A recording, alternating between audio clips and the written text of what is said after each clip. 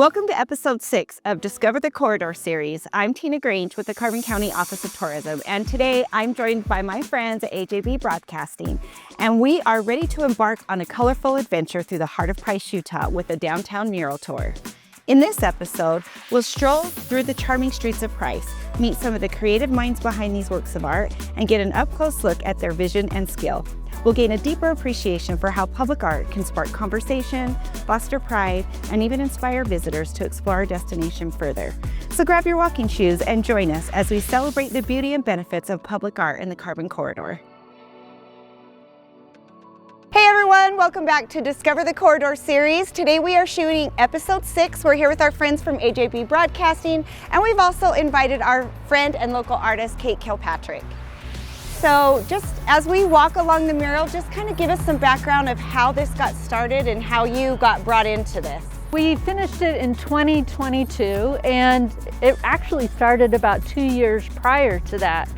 And Marianne Shiner saw my work in the Mecca and said, "Hey, can you do a big mural?" And I said, "Sure." I love that. So tell us a little bit about the start of the mural here. I kind of depict it as like the immigrants coming into our area. Is that? It is, and if you pay attention to the world, I meant to do that because often we see the earth with the Americas in front. Well, I switched it so you saw, Europe and Africa because of all the immigrants, 27 different languages spoken at the turn of the 20th century. So I wanted to show that. And then of course, the north side of coming into this area is the Castle Gate, and that's why the Castle Gate is there, the Bookcliffs and so on. When I did the Helper Faces project and talked to a lot of people, they said, "I remember Mom," or "I remember Grandma hearing the train, running out and grabbing the laundry." So the coal dust wouldn't get on it and make it dirty. Yes, they didn't want to wash it again. And then Standardville, that's up Spring Canyon. That was actually the first town, and they called it Standardville. The company wanted to create a town that every coal company, that's the standard. Everybody's going to copy that. So they called it Standardville, and it was right up there, Spring Canyon. And then of course I had to go into all of the different ranching and such that has been done. Because it's such a big part of our history as well, and it still goes on today. If you stand about here, you can kind of see the... You kind of see the three-dimensional. The three-dimensional. I love this. It's so beautiful. This was all Rick Shiner's idea.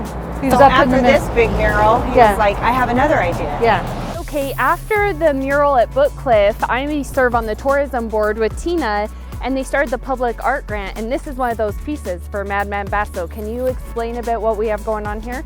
Well, first off, Tony didn't give me a lot of direction, but he said, I like older, big boats. Yes. So you got the Lincoln and Mark V, and so those are your big 70s, early 80s type boats of a car. And then he's like, it's going to be something new, so I need something new going on. So you'll see the 2023 Mercedes with the Madman license plate breaking through the wall. Okay, Kate, this was your first big public art display in the city of Price. Yeah. Can you tell us a little bit about how this came about? Well, the family came to me, and at first they said, well, let's do Delicate Arch. And I said, well, Delicate Arch isn't in Carbon County. Let's think of something different. And so they decided to memorialize their grandfather.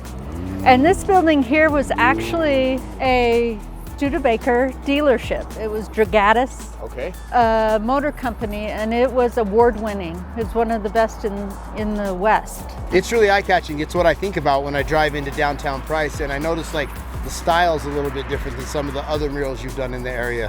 What did you do differently here? Color. Color. Yeah, and another thing that's different here is that you can see that this is their grandfather. On the large mural, the really long one, I made it a point not to put any faces in because I wanted anybody to see someone say, oh, that's my grandpa. You'll represent it. Yeah. Yeah. Okay, so we're ending our tour today at the Coal Miners Memorial mural right here on the corner by the Peace Gardens. I know this mural was done by Gary Praise in 2015. It has 1,400 names of coal miners that were killed in local mines in Carbon County. And the thing about this mural too is it's men from so many countries that came to Carbon County to work in the coal mines that did lose their lives, and all of their names are forever Etched in stone. Etched in stone here. Well, everyone, that's a wrap on episode 6 of our Discover the Corridor series. A special thank you to Kate Kilpatrick for joining us today. Thank you. We appreciate all that you have brought into these murals. It just makes such a wonderful space for our communities to visit and even our visitors. So we appreciate that so much. Thank you to our AJB broadcasting crew. We love them so much. We're so happy to have them here on the journey with us. When you're visiting the area, make sure that you tune your radio stations to 100.1 KWSA Jack FM and 104.9 True Country. Also, watch for our YouTube video to drop and then go to the Carbon Corridor. Make sure you subscribe. Thanks everyone. We'll be back in 2 weeks.